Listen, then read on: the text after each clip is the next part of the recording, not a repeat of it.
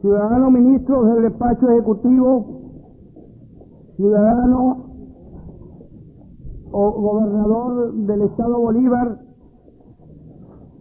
ilustrísimo señor arzobispo de Ciudad Bolívar, miembros de la Asamblea Legislativa, señores concejales de este distrito, señor jefe y edecanes de la Casa Militar del señor Presidente de la República, señores representantes de las autoridades militares, culturales y municipales del Estado. Al iniciar estas breves palabras, debo dar las gracias al señor Presidente de la República por haberme pedido que las pronunciara. Menguada mi estatura para hacerlo, porque esta trascendente ceremonia tiene para mí las características que llenan de emotividad un acto.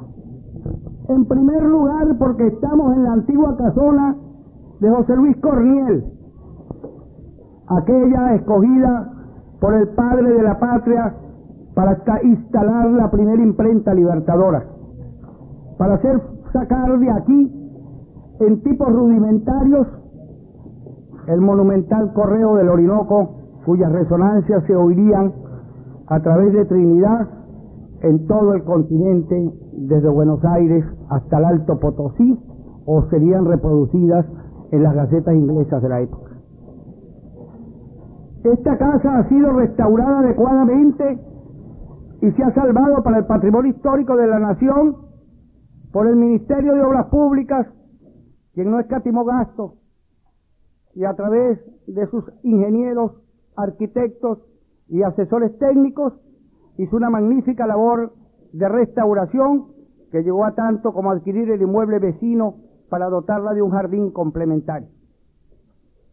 Hoy se aprecia con la misma esplendidez que tuvo en los primeros años, en las primeras décadas del siglo XIX, cuando sirvió de refugio, de alar, de cuerpo a la primera Gaceta de Venezuela.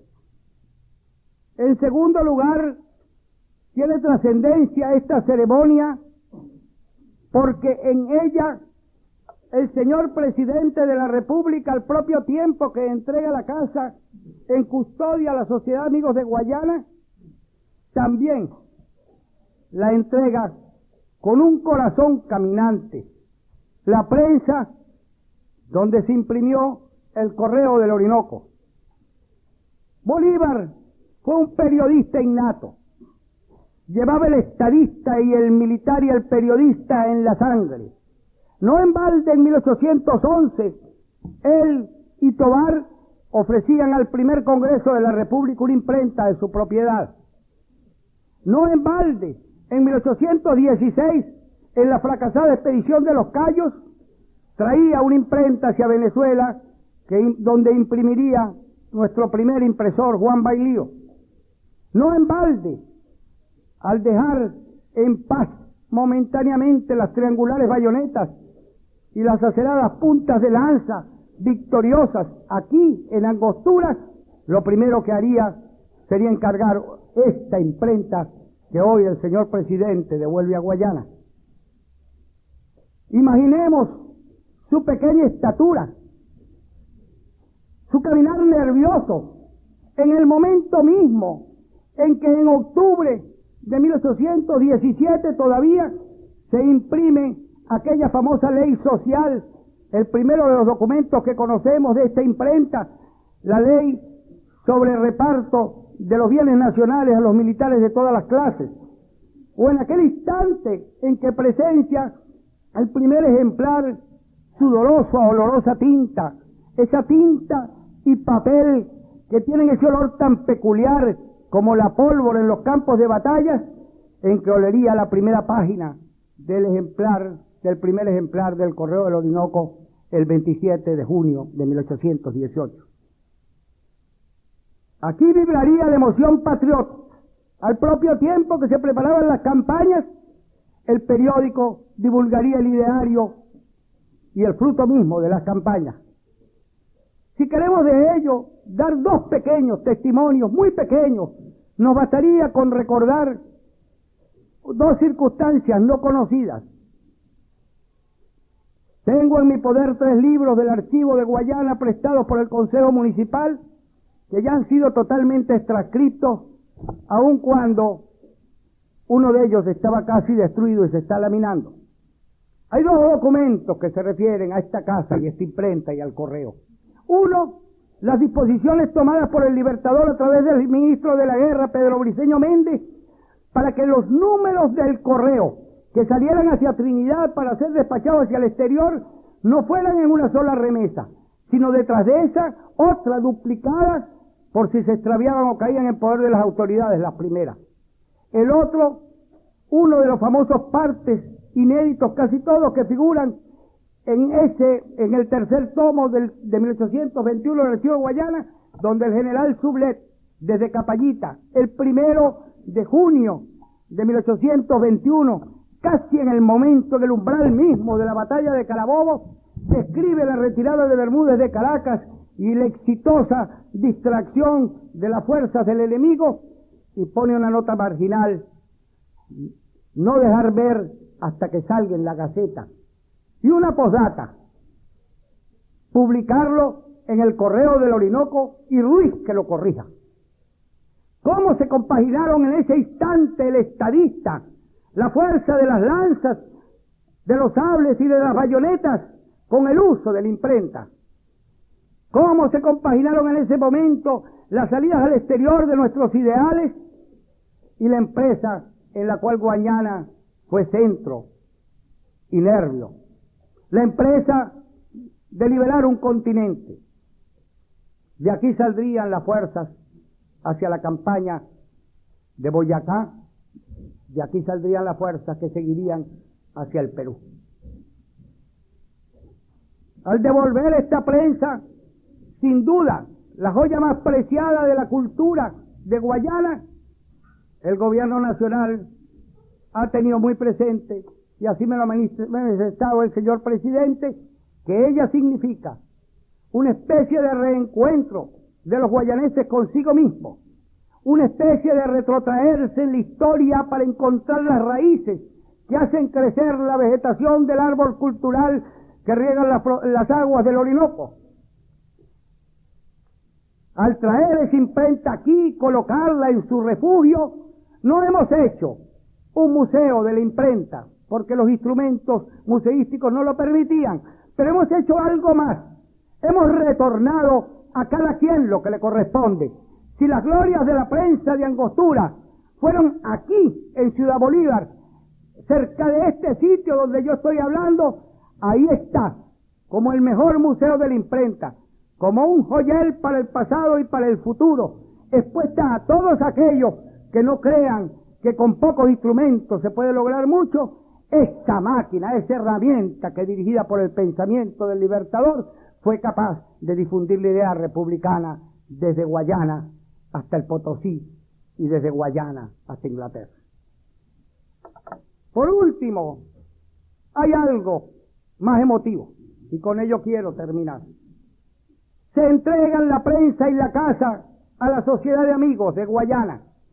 Este es su primer virtual acto público material, o sea, teniendo algo en las manos.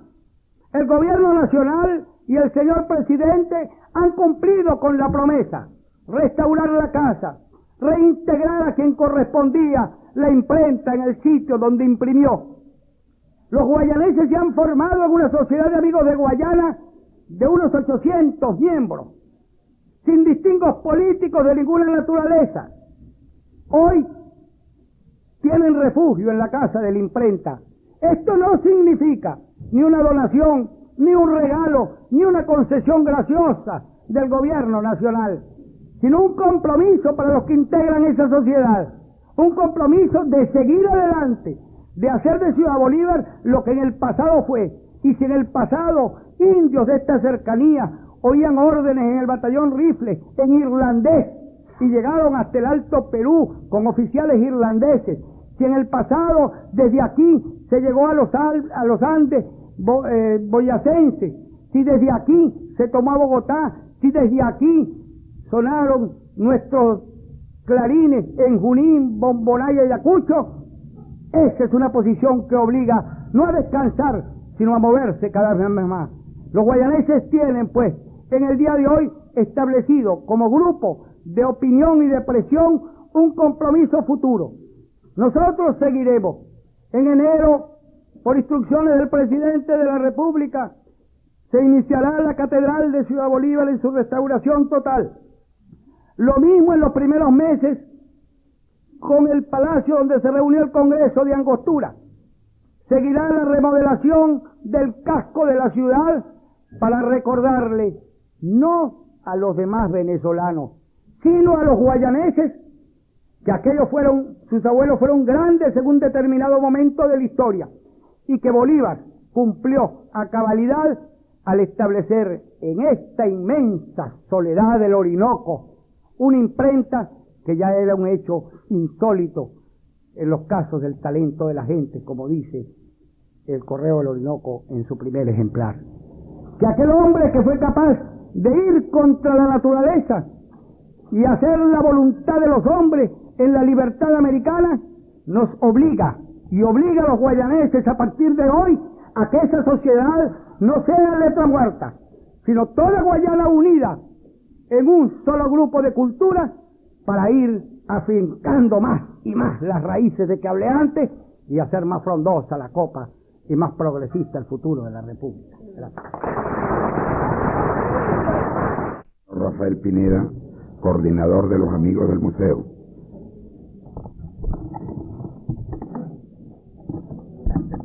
Señor Presidente de la República, señores ministros del despacho, señor Gobernador del Estado Bolívar, señor Gobernador del Territorio Amazonas, señores oficiales de la Casa Militar, autoridades municipales, Monseñor Crisanto Mata, obispo de Guayana, amigos de Guayana y directivos del Museo de Ciudad Bolívar. Últimamente se discute si estas inmensas soledades del Orinoco, como las definía el primer editorial del Correo, son aptas o no para el desarrollo de la cultura. Pero Bolívar no tuvo duda alguna al respecto. Una vez que concluyó el éxodo de los realistas de Angostura, más de 4.000 personas, después de un sitio atroz de varios meses, durante los cuales ni aun a precio de onza de oro se conseguía la almendra para preparar la horchata tan apetecida por los vecinos españoles de la ciudad. Los patriotas penetraron en Angostura y de inmediato, con multitud de ideas respecto a la independencia, se dieron a poblar la realidad, las soledades geográficas y el mundo aún más remoto de los sueños. El medio más eficaz para expresar esos pensamientos fue el Correo del Orinoco, como el de codificarlas en leyes sociales y morales lo fue el Congreso de Angostura. Ambas tareas estaban orientadas a un mismo fin, la conquista de los derechos del mundo, como también decía el periódico, hablando seguramente por boca de Bolívar, su máximo inspirador. De 1818 a 1822, con 128 ediciones, el Correo definió la situación de Guayana, de Venezuela, de la América, en la historia del talento humano. Era la manera que tenía el Libertador de significar que la cultura, entendida como suprema experiencia, es la culminación de las aspiraciones humanas. El sitio de Guayana, una de las más terribles pruebas para el coraje, también puede anotarse entre los hechos de verdadera significación en la historia. Sin embargo, las gentes que detrás de las murallas soportaron el asedio de varios meses hasta morir o sobrevivir arrancando yerbajos en la calle o hirviendo las sillas de baqueta para comérselos, tenían sus ideas puestas en otra historia, en este caso la de España. La nuestra era la de América. De allí, de España comenzaron a llegar en el último cuarto del 700, y esos inmigrantes recién desembarcados en Angostura tenían aún muy fresco en la boca el regusto de la horchata, mientras que el criollo había aprendido, apretándose el estómago, a reducir su única comida a casabe disuelto en caldo, que por cierto era uno de los símiles favoritos del Libertador. La otra dieta del venezolano lo constituía un fuego devorador, el de la independencia. Los primeros, los vecinos recién llegados, suspiraban por los zumos de la almendra y de la uva. Estos, los de aquí, bebían aire, si no había otra cosa, luchando contra las cédulas reales que imponían su racionamiento o detentaban su monopolio. Así los venezolanos hicieron la guerra, así se impusieron a las peores calamidades y así también vivieron directamente de la tierra donde habían nacido y por lo mismo nada extrañaban sino la libertad de la cual la corona había hecho su feudo, capricho y comercio. Entre esas familias de esqueletos ambulantes, como los llamaba Rafael Sevilla, que prefirieron abandonar Angostura y renunciar a sus propiedades antes que aceptar la nueva realidad americana representada por Bolívar y su ejército, Luis y Manuel Cornieles no vacilaron en volver sobre sus pasos, en embarcar con los vencidos río abajo hacia los castillos de Guayana, el Delta, la Nada. Por el contrario, su deudo José Luis Cornieles, hombre indudablemente avisado y con visión de los nuevos hechos de la historia, tomó una resolución no menos heroica. Se quedaría en Guayana y así lo hizo. Con su perspicacia y calidad de hombre emprendedor, José Luis Cornieles estuvo entre los primeros que acudieron a dar la salutación a las tropas patriotas y a ofrecerle al Libertador la casona donde nos encontramos en este momento y donde el alarife lució sus excelencias neoclásicas. Cornieles también puso a la disposición de Bolívar su delicia campestre hoy conocida como San Isidro. Podemos imaginarnos el recorrido que el dueño de la casa y su huésped hicieron por estos corredores y recintos para escalar finalmente aquellas escaleras y desde la terraza asomarse al Orinoco. El río entonces estaba en plenitud, henchido como el día de la creación, arrastrando aguas para devolverlas a sus miles de cauces tributarios. ¿Y qué pensamientos cruzarían por la mente del Libertador mientras contemplaba el río? Podemos suponerlo. Él debió imaginarse así a la libertad, como una continuidad fondeada y activa en sí mismo, puntualísima y regulada por el orden universal. El Libertador comprobaría una vez más en el Orinoco la coherencia de la naturaleza. Y en este otro extremo, el de la historia, se encontraba la angustia de los hombres. Era pues el ejemplo a seguir. Y Bolívar, hombre al fin de la Ilustración, entendió la naturaleza en sus propios términos, puesto que él era la fuerza de los mismos orígenes. ¿Qué hacer entonces?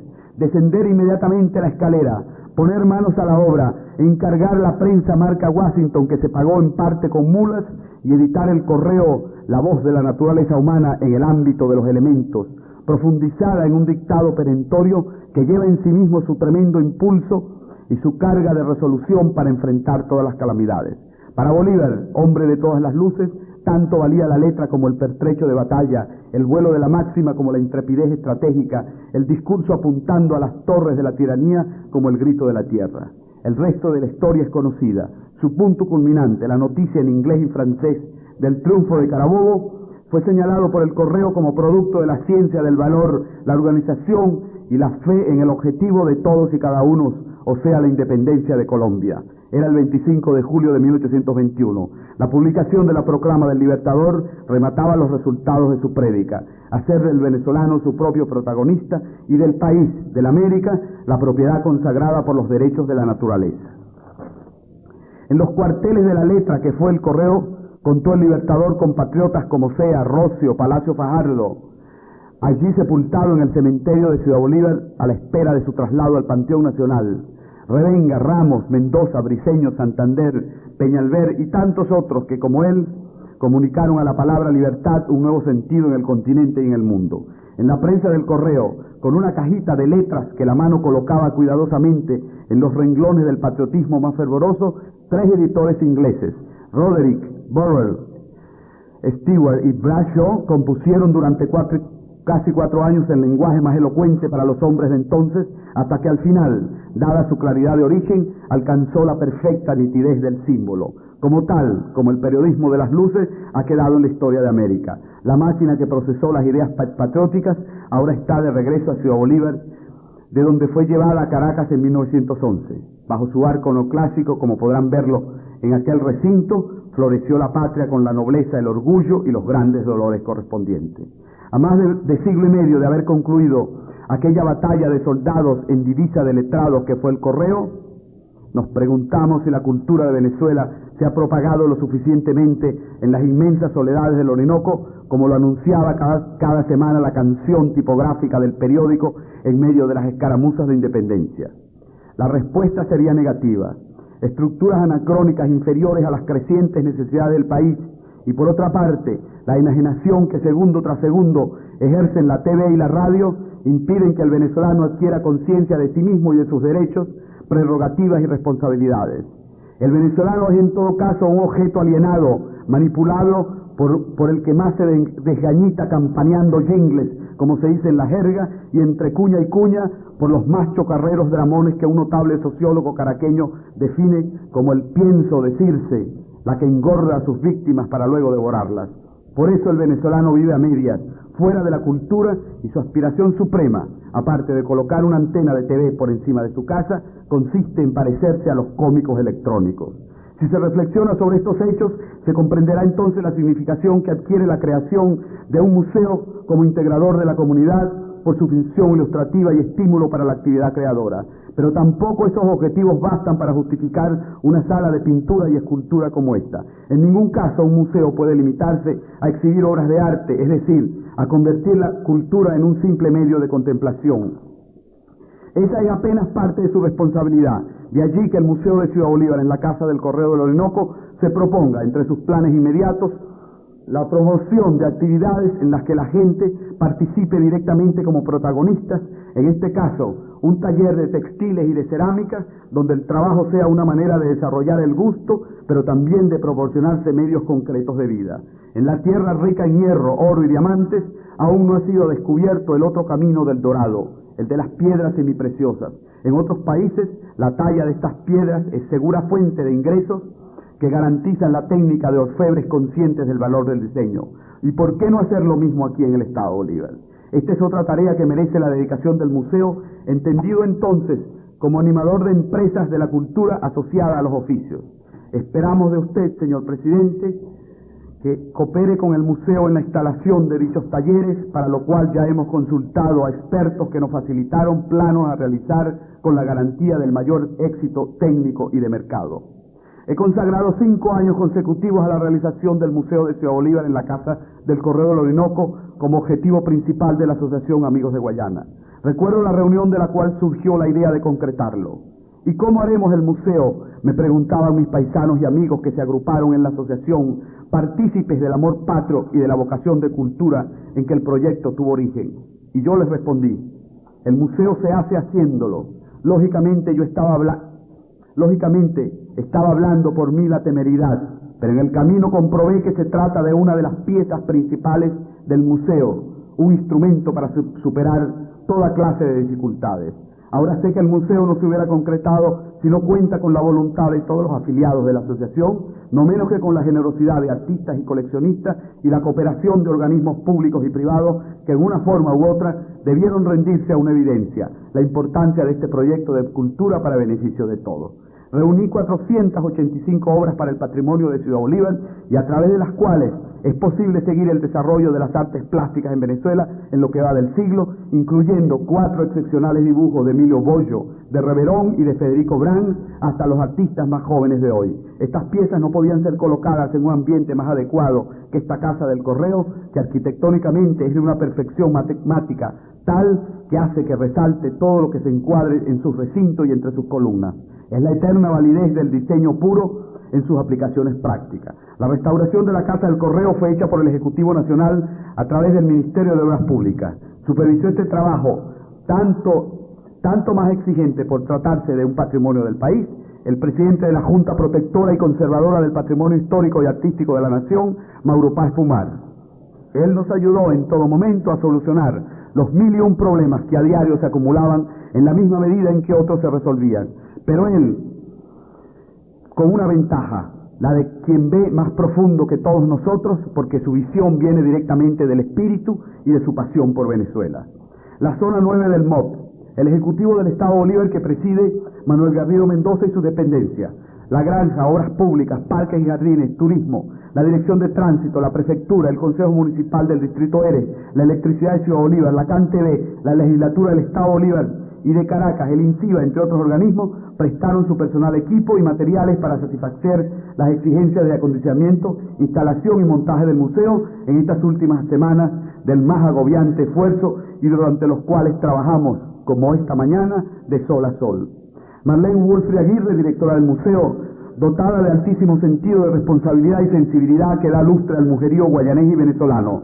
Rubén Aguirre Bianchi, el candidato indiscutible a dirigir las obras de restauración y conservación en el Estado Bolívar, porque además de su capacidad de trabajo que supera todos los límites, conoce la ciudad como sus manos. Rafael Narvarte, quien a la mayor versatilidad técnica en la organización de museos, une la impaciencia que en él produce el hecho de que el día no tenga más de 24 horas para seguir trabajando, y también del INCIBA, Juan Valero y Carlos López, todos ellos, y Antonio Olivieri, Elías Sánchez, Mavi Natera, Rosario Pérez Agosto, Maruja Agosto Aristeguieta, Amelia Lureta, Andrés Palazzi, José Miguel Gómez Bello, Mario Palazzi, Elsa Wolf de Gil, Luis Carlos Obregón, Eduardo Jan Montobán, junto con los artesanos que hasta esta madrugada serruchaban, martillaban y pintaban para acabar los detalles, y por fin los miembros de la Asociación Amigos de Guayana, todos merecen en esta hora el más vivo reconocimiento por su cooperación, desinterés y sacrificio. ¿Qué decirles a todos ellos? Tengo la seguridad de que el orgullo que cada uno siente en estos momentos al ver realizado y funcionando el museo en el camino de la gente bolivarense es su mayor satisfacción. El esfuerzo del museo ha encontrado siempre eco en la prensa de la localidad y en las corresponsalías de Caracas. Señor Presidente Caldera, frente al progreso tecnológico de la zona del Hierro, le está reservado a Ciudad Bolívar y, como usted bien sabe, el papel directriz de la cultura. Ya tiene dos logros fundamentales para hacerlo en propiedad. El Museo de Arte Moderno Jesús Soto, dotado con el tesón del insigne artista guayanés, y ahora el Museo de Ciudad Bolívar en la Casa del Corredor del Orinoco. Está progresando el recientemente fundado Museo de Geología y Minas en el núcleo de la UDO, una iniciativa de José Batista Gómez. Y Eduardo Jan Montobán y otros profesionales están dedicados a la tarea de recolectar materiales y bienes para el Museo de Ciencia, todos por su cuenta y riesgo.